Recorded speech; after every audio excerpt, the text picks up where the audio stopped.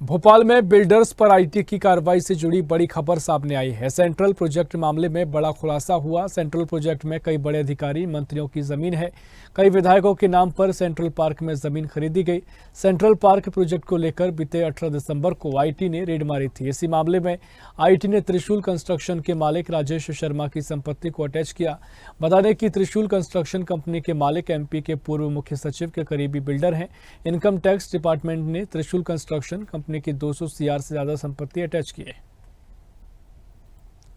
भोपाल का central park project भ्रष्टाचार की एक ऐसी मिसाल है जिसमें अधिकारियों, पूर्व मंत्रियों, रसूखदारों, मंत्रियों, विधायकों और कई लोगों ने न केवल भू माफियाओं को पनपाया बल्कि भोपाल की बड़ी झील की सुंदरता को नष्ट करने की भी कोशिश की। अब ईडी की कार्रवाई चल रही है और सेंट्रल पार्क प्रोजेक्ट एक बार फिर सुर्खियों में है। और ये प्रोजेक्ट न केवल भोपाल के बड़े तालाब, आप देख सकते हैं, बड़े तालाब की सुंदरता समाप्त कर रहा है, बल्कि नियम और कानूनों की भी धज्जी उड़ा रहा है कि कैचमेंट एरिया के निर्धारित दूरी तक कोई कंस्ट्रक्शन या कॉलोनी नहीं काटी जानी चाहिए। ये भदभदा का वो एरिया है जहां से कुछ ही आगे जाके जहां पानी दिख रहा है वहां सेंट्रल पार्क की ज़मीन शुरू हो जाती है। और इसी सेंट्रल पार्क पे कई नेताओं, कई मंत्रियों, कई पूर्व आईएएस अधिकारियों, कई विधायकों और कई रसूखदारों के प्लॉट हैं,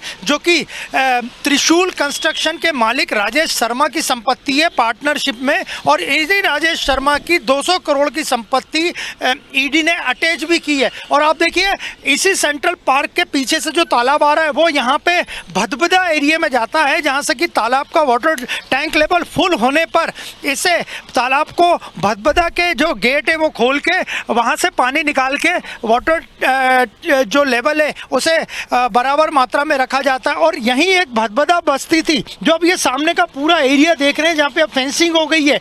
ये पूरी अवैध भदभदा बस्ती कई वर्षों से भोपाल के बड़े तालाब के कैचमेंट एरिया में थी, लेकिन सरकार ने बड़े दृढ़ इच्छा शक्ति दिखाते हुए, बड़ी साहसी कार्रवाई करते हुए इस पूरी भदभदा बस्ती के लगभग 250 से ज़्यादा मकानों को नेस्ता नाबूद किया। और यहाँ पे वृक्षारोपण हो चुका है और वाटर बॉडी भी पूरी तरह सुरक्षित है और नियम कानूनों का भी पूरी तरह पालन किया गया है। तो अब सभी की निगाहें लगी है कि क्या सरकार सेंट्रल पार्क प्रोजेक्ट में जो रसूखदारों की जमीनें हैं उन पे भी इस तरह की कार्रवाई करेगी। क्या सेंट्रल पार्क प्रोजेक्ट निरस्त किया जाएगा? सभी की निगाहें इस ओर लगी हैं। वीडियो जर्नलिस्ट मनीष सेन के साथ अनिरुद्ध, स्वदेश न्यूज, भोपाल। ऐसी ही खबरों के लिए हमें लाइक करें, शेयर करें, फॉलो करें और यूट्यूब पर सब्सक्राइब करें और बेल आइकन दबाना ना भूलें। साथ ही ताजा अपडेट्स के लिए हमारी वेबसाइट swadesh live.com पर जरूर जाएं।